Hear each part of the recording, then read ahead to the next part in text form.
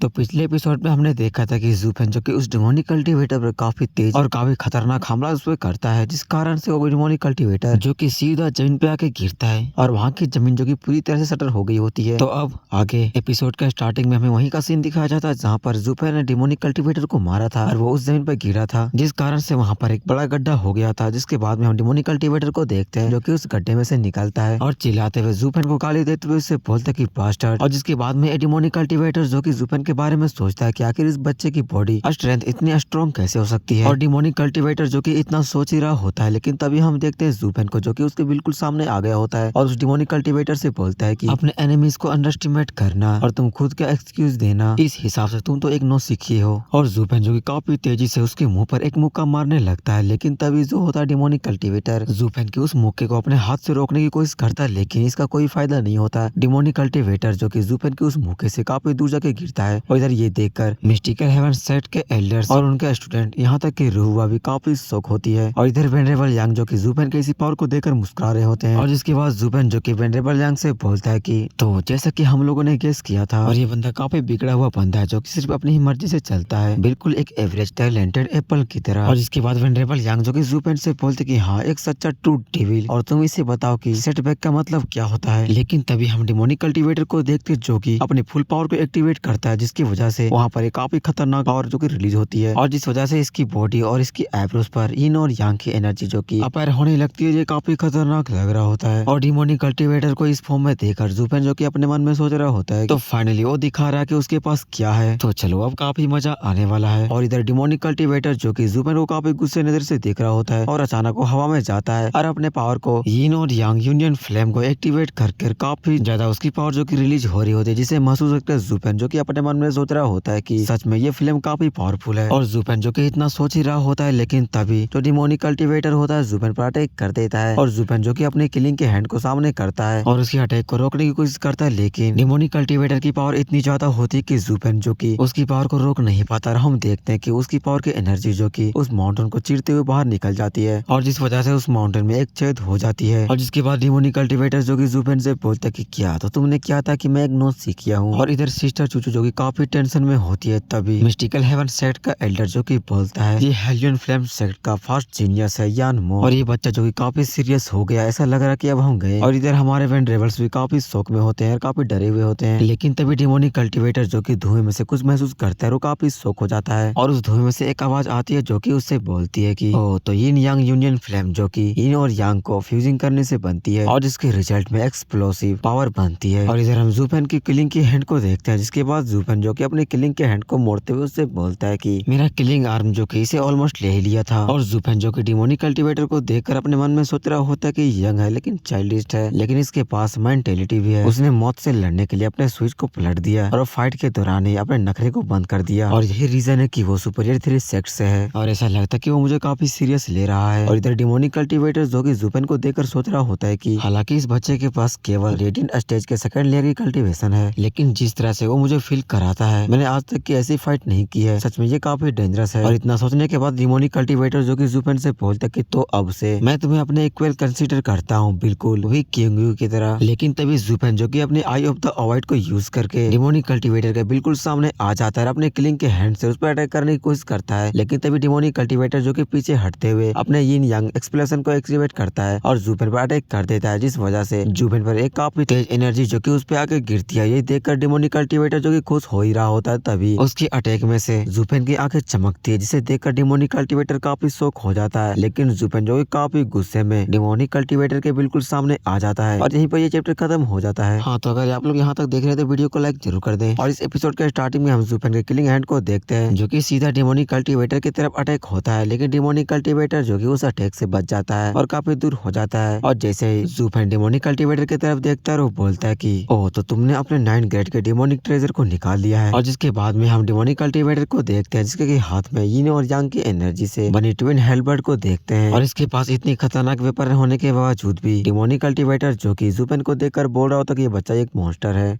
और जिसके बाद डिमोनी कल्टीवेटर जो कि अपने ट्विन हेल्बर्ट से एक हाई परफॉर्म रैंक की मार्शल आर्ट को एक्टिवेट करता है, जो कि ट्विन ड्रैगन डेवेवर होता है। जिसके बाद वो उसी अटैक से जूपेन पर अटैक कर देता है और जूपेन जो कि उसके अटैक को देखकर एक क्रीपी सा स्माइल देता है और उससे बोलता है कि ओह तो डिवॉल्विंग ड्रैगन हाजी घंटा मेरा, ये कुछ भी मेरा बिगाड़ नहीं पाएगा। और जिसके बाद जूपेन जो कि अपने किलिंग हैंड में एनर्जी को इकट्ठा करने लगता है और जूपेन की फर्स्ट मूव जो कि अर्थ स्टाइल में होती है और हम देखते हैं कि जूपेन के पीछे एक एनर्जी से बने हुए एक स्नेक अपेयर हो जाता है। और इधर हम देखते हैं कि डिमोनी कल्टीवेटर की ट्विन ड्रैगन डिवॉल्वर अटैक जो कि जूपेन के बिल्कुल पास आ गया होता है, तभी जूपेन भी अपने अटैक को कर देता है और उन दोनों की पावर की क्लैश से वहाँ पर काफी बड़ा धमाका होता है, जिस कारण से वहाँ पर काफी तेज धुआं निकलने लगता है। लेकिन तभी डिमोनी कल्टीवेटर को कुछ महसूस होता है और जब वो देखता है तो जूपेन जो कि बिल्कुल उसके सामने आ गया होता है, अपने किलिंग हैंड से काफी सारे पंचेस की बरसात कर देता है। और डिमोनी कल्टीवेटर जो कि सोच रहा होता है कि सच में ये बच्चा काफी पावरफुल है और मेरी अटैक इस पर कोई भी काम नहीं कर रही है। और इधर हम जूपेन को देखते जो कि काफी गुस्से में होता है और इन दोनों की फाइट इतनी फास्ट हो रही होती है कि वेनरेबल्स और एल्डर जो कि कुछ भी देख नहीं पा रहे होते हैं। और जिस पर मिस्टिकल हेवन सेक्ट का वेनरेबल बोलता है कि इम्पॉसिबल और शौक होते हुए बोलता है कि आखिर ये बच्चा यानमो को टक्कर कैसे दे सकता है और आखिर ये कैसे हो सकता है कि वो आनमो के सामने वो एडवांटेज में है। और इधर जूपेन जो कि यानमो की बुरी हालत कर दी होती है और ये देखकर रूहुआ भी काफी शौक होती है। और तभी वेनरेबल यांग बोलते हैं कि तुम लोग इस बच्चे को नहीं जानते, ये कुछ भी नहीं है। और वेनरेबल यांग की बातें सुनने के बाद मिस्टिकल हेवन सेक्ट के एल्डर्स जो कि शौक होते हुए वेनरेबल यांग से पूछते हैं कि आखिर तुम क्या बोल रहे हो। और जिस पर वेनरेबल यांग जो कि बोलते हैं तो डिसाइपल लीडर जूपेन जो कि ऑलवेज काफी शांत में रहते हैं और ये तो कुछ भी नहीं है। और वैसे भी तुम लोग जो कि इतने लंबे समय तक यानमो को जानते हो, इसीलिए तुम लोग यानमो को ही प्रेसिंग करोगे। और क्यों तुम लोगों को नहीं लगता कि वो सिर्फ एक गटर का चूहा है। और वेनरेबल यांग की बातें सुनने के बाद मिस्टिकल हेवन सेक्ट के लीडर जो कि बोलते हैं इस चीज से फर्क नहीं पड़ता। हाँ मैं मानता हूँ कि बच्चा थोड़ा बहुत ग्रेट है, लेकिन फिर भी वो अभी रेडिएंट स्टेज पर है और मुझे नहीं पता कि वो कब तक सोल अटैक्स को रोक सकता है, लेकिन वो इस चीज को ज्यादा देर तक नहीं रोक सकता। और जिस पर रूहुआ जो कि अपने एल्डर से बोलती है कि एल्डर यून क्या आपको नहीं पता कि जूपेन जो कि हमारे लिए लड़ रहा है और अगर वो हारता है तो हम सारे लोग जो कि मारे जाएंगे। और रूहुआ की बातें सुनने के बाद एल्डर यून जो कि चुप हो जाते हैं और तभी हमारा सीन शिफ्ट होता है। हमें यानमो और जूपेन की फाइट सीन की तरफ दिखाया जाता है, जहाँ पर की यानमो जो कि अपने हेल्बर्ट से जूपेन पर अटैक करता है, लेकिन जूपेन जो कि उसके हेल्बर्ट वेपन को पकड़ लेता है और ये देखकर यानमो काफी शौक हो जाता है। लेकिन तभी जूपेन जो कि अपने किलिंग हैंड से ही उसके उस वेपन को तोड़ देता है, उसके टुकड़े टुकड़े कर देता है, जो कि देखकर इधर मिस्टिकल हेवन सेट के लीडर जो कि काफी शौक हो जाता है। आखिर यहाँ पर क्या चल रहा है, उसके पास किस तरह की बॉडी है जो कि उसने एक 9th ग्रेड की डिमोनिक ट्रेजर को काफी इजीली स्मैश कर दिया। और आखिर इस बच्चे का हाथ किस चीज से बना है। और इधर हम जूपेन को देखते हैं जो कि अपनी किलिंग की पावर के साथ में काफी खतरनाक लग रहा होता है, लेकिन तभी जूपेन जो कि अपनी आई ऑफ द अवॉइड को यूज करता है और यानमो के बिल्कुल सामने आ जाता है और उस पर अटैक करता है। लेकिन यानमो जो कि उसके अटैक से काफी मुश्किल से डोज करता है और वो अपने मन में सोच रहा होता है कि फक आखिर ये बच्चा क्या है और आखिर इसने अपनी बॉडी को इतने पावरफुल बनाने के लिए आखिर कौन सी बॉडी रिफाइनिंग मेथड का यूज किया है। और अगर मैं इसके इस तरह के पंजे से अगर मैं पकड़ा जाता हूँ तो ये मेरी बॉडी को 1 मिनट में ही डिस्ट्रॉय कर देगा। भाई मुझे माफ कर दो भाई, मेरे मुंह से निकल गई गलती से, आज के बाद कभी किसी को नहीं बोलूँ भाई। मैंने भाई कभी सॉरी भाई, मेरे से गलती हो भाई। और इधर यानमो जो कि जूपेन से दूर भागते हुए अपने मन में सोच रहा होता है कि लानत है, मैं सिर्फ बड़ा प्ले करने चाहता हूँ, लेकिन ये बच्चा जो कि मुझे काफी हार्ड पुश कर रहा है और मुझे इसमें ज्यादा समय बर्बाद नहीं करनी चाहिए, मुझे सबसे पहले इससे छुटकारा पाना होगा। और तभी यानमो अपने पीछे देखता है और उसे एक आइडिया आता है, जिसके बाद वो वहाँ से भागने लगता है। अपने मन में सोच रहा होता है कि सच में मेरे पास हेलोइन फ्लेम के साथ में बेस्ट टैलेंट है, लेकिन फिर भी मुझे चीप ट्रिक्स का यूज करना पड़ रहा है। और जूपेन जो कि यानमो को भागते देखकर काफी शौक और काफी डर जाता है, क्योंकि यानमो जो कि सिस्टर चूचू की तरफ बढ़ रहा होता है। और ये चैप्टर यहीं पे खत्म हो जाता है। एंड दोस्तों मैं 8K का बहुत करीब हूँ, तो जिस भाई ने मेरा चैनल को सब्सक्राइब नहीं किया प्लीज सब्सक्राइब कर दीजिए। एंड इसका नेक्स्ट चैप्टर कल आ जाएगा, तब तक के लिए बाय बाय।